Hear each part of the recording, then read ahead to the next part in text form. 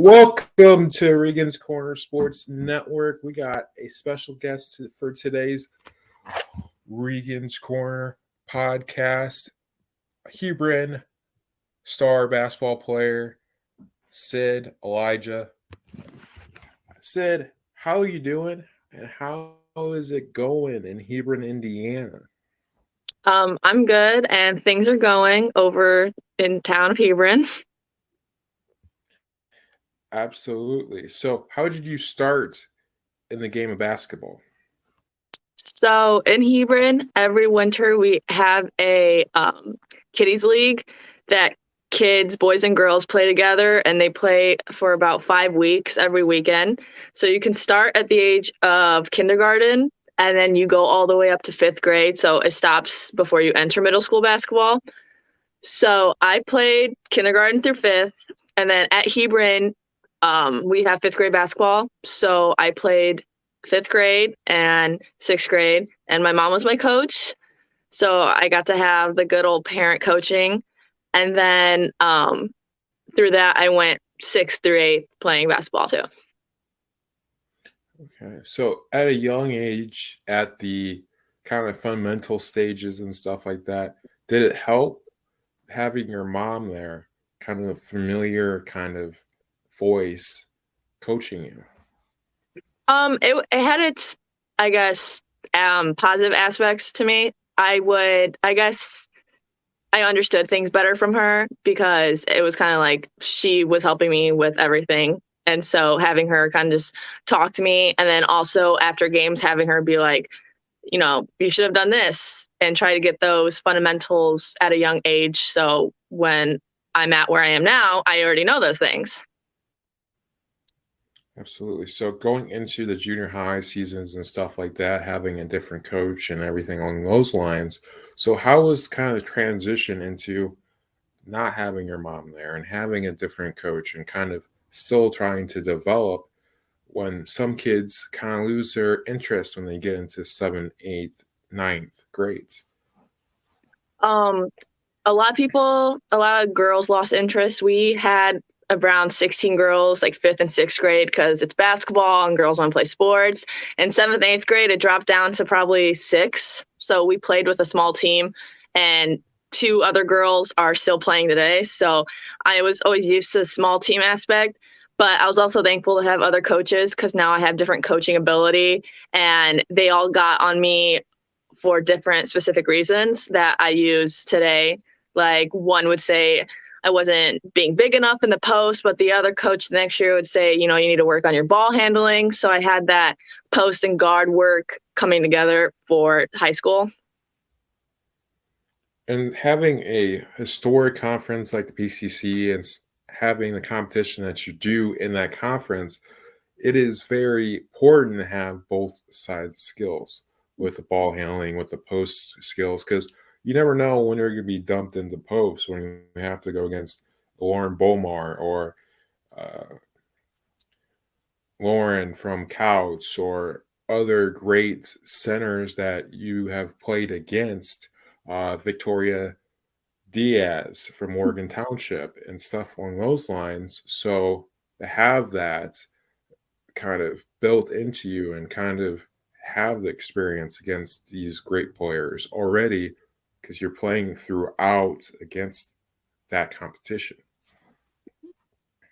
Yeah. So going into your freshman year, so what was kind of the vibe like, kind of stepping first kind of high school experience in basketball? So we had just gotten a new coach my freshman year. So it was different. I've never dealt with, I guess, the first, like it was her first head coach position too. So we were kind of just figuring everything out. I did not play varsity my freshman year, which is kind of different from when you hear these girls talk about, being the star of their team, and they got a lot of varsity minutes their freshman year. I did not. I maybe played 3 games of varsity for about like a minute, but I was all JV. But I will never, ever say anything bad about JV because I absolutely loved it. I got so much playing time, and it was nice to be able after JV games to watch the varsity game and be like, so that's what I want to be like. Because we had a very large set of seniors my freshman year. We had about 7, and they were all very good players, and they all ranged in different abilities. So I enjoyed watching that my freshman year to be like, I want to be like her. We need that next year, everything like that. Yeah, don't knock like yourself with playing a little bit of varsity and not and dressing and stuff like that, Yeah. because that's huge accomplishment at a 2A, 3A school at that time Hebron was, to play and dress varsity as a freshman. Mhm. Um, so to kind of give yourself the notice like, hey, this is what could be next year. It could be the Mhm. following year. It could be senior year. And all that stuff. So how is kind of your sophomore year kind of stepping into more of the roles and more of the kind of shoes and playing a little bit more, but not playing uh, as much as you are now, obviously, but kind of along that kind of path. Um, so because COVID was a big thing my sophomore year, it was a different, I guess, cycle to go through because we were losing girls left to right. I didn't know if I was going to be gone the next day.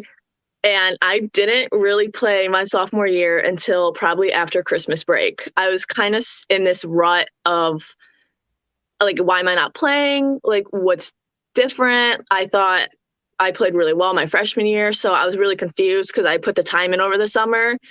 And then after Christmas break, something clicked at a PCC game against Washington Township. I remember that I had, I think, 18 rebounds, but only 2 points. But it was that factor of she's doing something that this team really needs. And I became super confident with it. So that's when I guess I started becoming noticed with, hey, she can rebound, but you don't need to watch her in the paint type of deal. Like she has this one ability. So we worked with that. Like I could rebound, but now we had to get the shooting aspect of it. Mhm. But So kind of not playing a little bit and stuff like that, and then the Washington Township game happens. So that chip starts kind of growing. mhm, I've been in your shoes too, where I'm like, why aren't you putting me in? Like, I can rebound, I can do this, I know you can do that. But since the mentality changed, you could see the kind of the growth during that season after the Washington Township game, right? yeah. Okay. So kind of going into that sophomore year and the PCC tournament and stuff like along those lines, not knowing if you're going to have it or this along those lines, because some of your freshman year was in doubt at the end of that period with COVID, but going into your sophomore year a little bit. So what was that kind of that feel like and all that stuff? Um, I remember my sophomore year PCC, we only had 6 girls and that we played lacrosse first round. I thought we were going to drop it. Like we wouldn't even get to participate in the conference, which I think is the worst feeling ever, not getting to just be there in the atmosphere because we just lost so many girls to COVID. Um, and we played and it ended up being like a fun game because we kind of put ourselves out there and we're like, listen, we're going to play the best we can, but we don't have our point guard, our post, and one of our other guards, so people are going to have to step up. But it was fearful knowing that I could go home one day and then get a call from the school and be like, you're not able to come back for 2 weeks. And that right there, like, all those goals I had for the next couple games, like it's gone because I don't know if I'm going to come back and I don't know if I'll be back for the end of the season. So then it's just the idea that like my sophomore year could be done. And I just started like getting my confidence, knowing what I want to do. And then it was sad to see those seniors that played all 4 years. They didn't get to finish the rest of the season because we had our point guard, I remember, was out with COVID. And then they did not let her come back. So she did not have the last month of her senior year. And you'll hear some of those stories because the spring sport your freshman year, you could hear all the seniors with Mhm. that, where it just got canceled completely. So kind of going into that, the mental aspect. Uh, so going into your junior and senior year, that had to be a kind of, how I want to put this, almost like a Mamba mentality you had to have because of the last 2 years of not knowing if you're going to play. And then kind of trying to show out last year and this year kind of thing. Yeah. So going into the off season with your sophomore year into your junior year, what are some of the thoughts that you were gonna go into that year with? Um, I wanted to, at the end of my sophomore year, I realized that like I could be a really good basketball player. And I decided one day that I ran cross country all for through middle school, and my sister went to run D2 for her school. So I always had the idea that I wanted to compete in college, but I thought I would just run. And then I started really enjoying basketball. Like I'd go home and I'd sit and I watch NCAA girls basketball, and I never would do that before. And I just started really liking the idea of me playing college basketball. So that was always in the tip top of my head that I wanted to work towards that goal. And so after my sophomore year, I joined an AAU team, which I had joined the year prior, but I could not play because of COVID. So I spent basically 3 months at that AAU team. My ball handling was not the best. So we worked with my ball handling, and I like to call myself a small post because I'm almost 6 foot, but I don't have that big, I guess, body that, to like kick girls out of the block and everything like that. Mhm. So I was kind of learning to deal with that awkward in between. Like I was a 3 and a 4, and I wanted to be a versatile player, but I was still trying to like figure out what do I need to do. So those 3 months were basically like getting basic ball handling and basic post moves down and just working with those to up my game. So to make yourself into a stretch 4, into a stretch 3, or Mhm. a 3, instead of just trying to be a little post scorer when you're kinda in that middle, in that Yeah. sweet spot where you have enough ball handling to be a 3 and a 4 in a conference like the Porter County, but if you want to put your game out to a school like, St. Joe, Mhm. uh, it's gonna be hard to do so, kinda thing, Yeah. right? So, kind of going into St. Joe and all that. So, how did all that kind of come to fruition, and you being a Crimson Wave? Um, I had some friends, their sisters went to Calumet College, and I never really dawned on me like that I could go there. I kind of didn't realize it was a school until my junior year when he reached out to me, and he was wanting to revamp the team because he just become head coach, and he was wanting someone with the grades and someone who has the family aspect to come join the team. So I went to the campus and I love the school. It's very homey inside, even though it's kind of like one big building. It's huge. I mean, it's 3 or 4 floors. And then they were adding on to the school, so they added dorms and apartments. And then the idea that I can walk into the gym and people would know who I was and like what my goals were really kind of told me that like this is the place to be. Like you're gonna thrive here. Because I didn't want to just get to the point that I'm playing college and I made it. I wanted to make a name for myself at a college that will help me. And You that's wa you wanted to pick college that was, like, where you were gonna get playing time and kind of where you would play a little bit more instead of mhm, possibly walk on Purdue Northwest or mhm, something like that kinda aspect. I yeah. feel Uh, you. I like the idea that I can go to a small school that needs a player like me and I'm going to play a lot instead of going to a big school that I'll just sit and I'll learn everything, but I won't guarantee, like, no one's going to guarantee me that I get the time. Absolutely. So, kind of stepping on their campus and all that stuff and all that jazz, what is one great thing and one like food place that you were like, we have that here kind of thing, like shocked and stuff like that that Calumet has during like in their student section or whatever they have in their quad or around the area?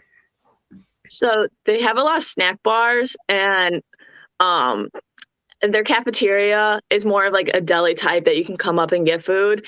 I'm a sandwich person. I like Jimmy John's, everything like that. So the fact that I can go up there and just take what I want makes me excited. And then the fact that even in their dorms or apartments, I can cook and kind of eat like what I want. And I guess, have like the food to look forward to. Absolutely. I like that a lot. But getting into your senior year so far, because there's still quite a bit of basketball left. You got a nice little second half going here. Your Hawks are playing better than what you guys start off in this year. Um, kind of going into it. So, what can you guys do to get better from the games that you presently have in the first half to pull an upset against South Central and possibly get that cup before the PCC, or kind of when you're rolling in the PCC, upset a Couts, a Morgan Township. So, what are some of the goals to get that done? Um, right now we were hit with the flu, so hopefully get everyone back and healthy is the first goal. But I think once we relax, we get really worked up when we play. Even I do, because the whole community we've never had before come out, and this year everyone comes out to watch our games. And I've never had that before, so everyone gets nervous, and it's loud and you can't hear, but it's also one of the positives. I think our ball handling needs to be stronger, but we work on that every single day. And I think we just need um, just hardworking 24/7. Like we got to keep going. And then also, I guess, having some pride, knowing that like we can do it. We're the underdogs. We have a whole community and a coaching staff behind us. So there's no point that we can't do it. We just have to remember the little things and put that out on the floor and use it. For sure. So, kind of going off of that and everything like that, most of the teams in the PCC have places where you can scout their sets, everything. So, kind of along those lines, would that be a tool that you guys would use to help you with playing against the Couts, with a Morgan Township, with a South Central, when you have all that access to them, when you have the Couts Phillies fan page, you have us at Regan's Corner, where you can go click, oh, hey, here's it might be a little fuzzy at times, but hey, here's Couts, here's South Central, here's Morgan Township to your disposal. Does that help you as kind of student of the game to kind of look at that tape? Oh, yeah. We use Huddle too, but when I can't get a Huddle video, I will sit during a study hall and class and watch film on everyone. I like to see what way they like to turn, which hand they favor more. And then we have a group chat for basketball. So then I text everyone the link and we watch it. Because it can't just be one person, scouting it. Like it doesn't help. We have 5 people on the floor. So I try to get everyone involved to watch those. And then sometimes you can't find film. So you have to go in with the mindset that, you be ready for anything. And after the first couple moves they do, you kind of just have to pick up on that and just be ready. For sure. Absolutely. So, kind of going into that, what are some of the players that you are kind of focused on in going into the PCC kind of season? I know a lot of the girls that I grew up with in the PCC. It's like Emma, Ali Capuch, Lauren Kodiker. Um, I know all of them. I know some girls that I played AAU with from Morgan is Shiloh. Uh, they have some guards over there too. Mhm. I think Boone Grove has some girls that have a lot of talent that we have to look out for because we could always draw them again in the PCC. Lacrosse has their guards. I think Washington has a huge set of guards that they have an amazing talent. I think everyone in the PCC is set. I mean, everyone on their team has at least 2 or 3 girls that to be worried about. Absolutely. And then you guys got a great measuring stick at South Central on the 5th of January. And kind of looking at what they have with Livia Marks, Mhm.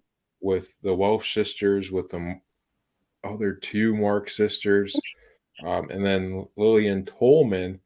Uh, so kind of getting past that kind of family unit that satellites have. So what are some keys for you guys as Hebron to pull that upset and stuff like that going through? I think we need to use our posts a lot. I think we, against Couts, used our posts and we got some fouls on them. And we just have to really work, especially at the free throw line. Those are free points. We got to hit them because that can always make or break a game. Our guard play and our help side needs to be there, especially on defense because the Mark sisters can dribble through anything. Tolman has her head up the whole time looking. She can find those little inches that you didn't think a ball could get there, but it can. I think they are just strong girls, so it's gonna be the battle of who is gonna make who's gonna break or not. Absolutely. So I used to have a coach, they would call it blue collar and stuff like that. Watching you guys throughout with regional sports and stuff like that, watching a few of your guys' games, you guys kind of have that feel to it. Um, and watching South Central, they definitely have that feel. Like you said, just a little bit there that if there's a back door, Mhm. Tolman will find them. Kate Welsh is the same way. So kind of being alert for those passes and stuff like that, I think would be a huge key for you guys. Um, but uh, what is your superstitions before a basketball game? So mine are I always have my hair in 2 buns, low buns. That didn't start until my senior year of cross country, where I started running really well with them. And so it kind of went from one sport to the other sport. I always have them, and the one game I didn't have them, it was a really bad game for me. So now I believe that I have to have 2 buns in my hair. I also believe that if I don't eat the greatest, I will play better. So eating a couple cookies and maybe having a pop during lunch that day, I will play a really good game. And then Nice. I listen to the same playlist, the same songs over and over again. And I always get ready listening to those songs and I do my hair and I just kind of get ready by myself to get in that mindset. Okay. So what is on your playlist? Well, right now it's Christmas music, which people don't believe it's the best hype music, but I can get down to some like Trans-Siberian Orchestra music before I play. I mean, it's almost as good as dubstep sometimes, like Yeah. for sure. But getting into the last segment here on this interview, the hot corner, where we get to know you a little bit more, Sid. So what is your favorite sports movie of all time? Um, I like Remember the Titans. I feel like it has a really good song playlist too. Like the whole playlist through that movie is like really good. I listen to those songs. And then if it's not a movie, but The Last Dance is I sit there, I watched it like 3 times, like just getting into it because I think that was like the best documentary like show I've ever seen. Absolutely. Oh, Michael Jordan, a little bit Yeah. this and that. I love those kind of documentaries. There's great ones on the Lakers Hmm. and stuff along those lines. But going into all that, uh, who do you think is the greatest basketball player of all time? Dennis Rodman. Dennis Rodman. Okay, I I could see it. Okay. You model your game after Rodman with the rebounds and all that stuff. And Rodman at one point was fast as lightning with Detroit, um, kind of similar to Pippen in a sense in his early stages and everything along those lines. So that's probably one of the greatest rebounders of all time. And that's your game is rebounding. Makes sense. Um, so let's see here. Okay. So with you going college next year and everything like that, even though the level doesn't get that many NIL opportunities, what would your dream NIL deal be? um I don't really, I guess my overall like dream after that, I just want to, I guess, make it like so people know the name Sidney Elijah at the end of the day. Like just be known like in the area, something like that. Like have a shirt with my name on it type of deal that people like, that girl that people can look up to is like my overall like basketball dream. Okay. Okay. So we're after this interview, we're gonna put you into our future NIL like athletes deals and stuff like that to kind of get you knowledge on different companies that work with all levels of college athletes because I know there's a lot in Division 1 and Division 2, but there's not many after opportunities after that. But there's some companies that do that. Like Enterprise, which we had them on the broadcast for Couts a couple times. We can't have them anymore because that's a other podcast. But anyway, um, let's see here. What next? What is your go-to snack before a game? Because you said Um, I well, when I come home from school before games, there's always like I eat dinner, and then there's always cookies or something like Oreos. I will eat like 3 Oreos an hour and a half before my game. Like I'm very strict on time because I never like feeling that I'm gonna get sick, but I want to make sure that I eat it because I think it will bring a good game. So I always eat either Oreos or like some cookies before I play, and no one knows about it. So hey, it's all good. It's all good. So, what is your favorite fast food place of all time? um I like Chick-fil-A, but I don't get chicken nuggets from Chick-fil-A. I get their wraps. They have like chicken wraps that are really good. Mhm. So it's like on the healthier side, but I it has like this like avocado ranch on it, but they stopped selling it around us. So whenever I go to Lafayette, I would always go for AAU games. I would get Chick-fil-A right after. Hey, can't beat Chick-fil-A. Yep. Okay. No. But going into this year and everything like that, what are some of your favorite memories playing basketball?